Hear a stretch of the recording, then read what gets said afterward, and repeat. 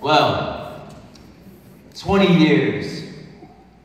20 years, but, you know, who's counting, right? I mean, for 20 years, she endured a said marriage where sister really ain't have no say in the original arrangements nor the terms thereof, but 20 years, he beat her senseless.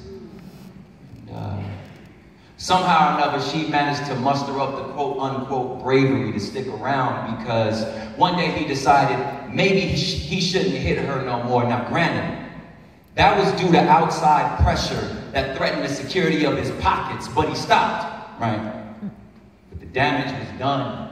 And on their 40th wedding anniversary, they both decide, maybe we'll throw a nice little shindig. Spare no details. All expenses, pull out all the stops, invite all their family and friends. She is to smile, celebrate her husband's greatness, talk about how far they've gone as a country, as a couple. Then to reminisce on the good old days when everybody knew their places. Then to talk about all the great triumphs that they've accomplished.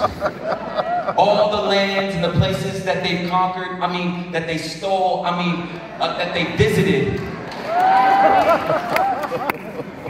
And before any of their friends come, in the still silence, you could hear the creak of the floor as he walks, touches ever so gently, the caresses the small of her back and says, babe, look how far we've come.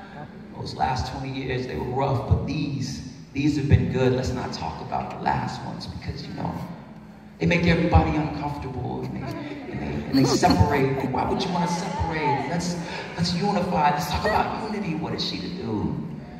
Well, she's to hold her little sparkler, wear her pretty little red, white, and blue dress and act like the first 20 years didn't happen.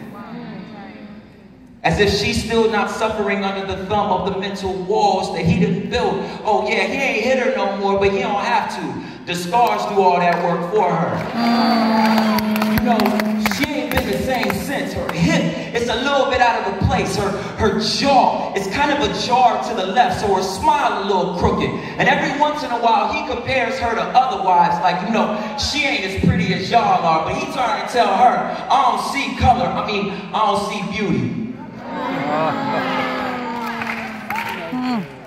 She is to be thankful that now she can be in the big house. She is to celebrate her rights.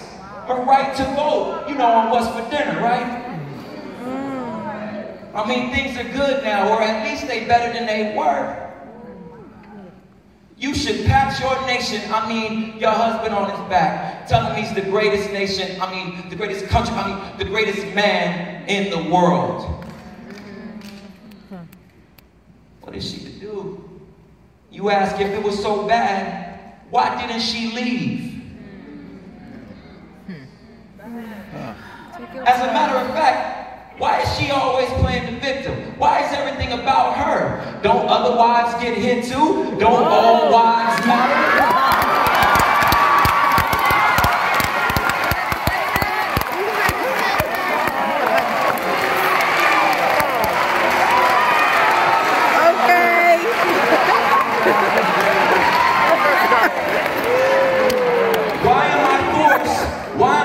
To only mourn your scars. Girls hit girls all the time. We call that white on white crime.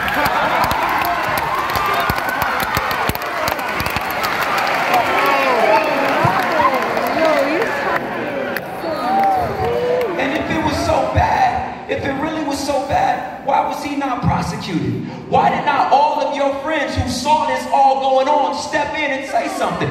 Maybe she's making this up. Why did your church not even step in, instead silence you and say,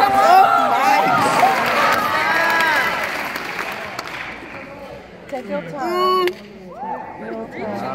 And in a weird twist of magic, somehow she just became the victim and the villain. And I don't know how this worked. Does he not owe her?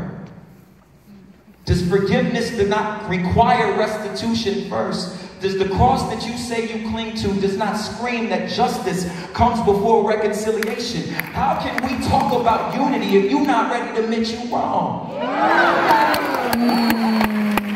Yes, sir. Is she not worth justice? And what about the ladies that fight back? Can you not understand why she might think to take matters into her own hands and punch the sucker every once in a while? Even though we know that vengeance is just a bastard version of justice, can you not understand the pain for which this young lady is suffering? Is it not too late to say you're sorry, huh, Justice? Those thoughts don't plague your mind? I don't know. You know what? Never mind. Happy 4th of July. Enjoy your ribs.